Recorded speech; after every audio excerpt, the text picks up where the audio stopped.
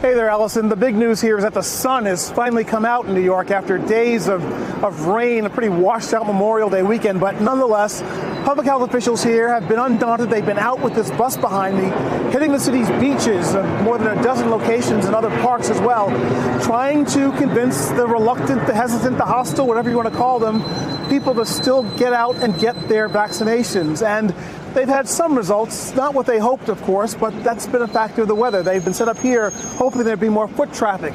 Why aren't people getting vaccinations? Well, there's still a whole litany of reasons, from all those conspiracy theories we've been hearing to people just saying they've been putting it off for whatever reason. Nonetheless, this is part of a continuing pattern here in the city and elsewhere around the country of public health officials taking the vaccinations to where people are, trying to make it easy, trying to take away excuses. And in fact, they had some takers.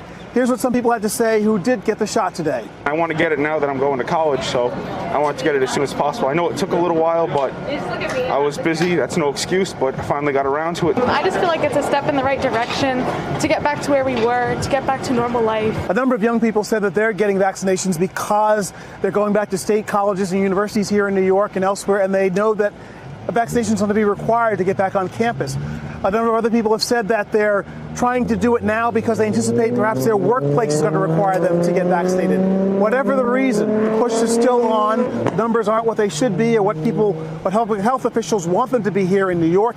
So they're pushing. They're going to be out here at the beach, come what may, for another few hours and continue on into next week. They've been at train stations, at museums, other popular attractions. You can just walk up, no appointment necessary. And again, in these hard-hit communities, especially trying to get the vaccination to people where they are.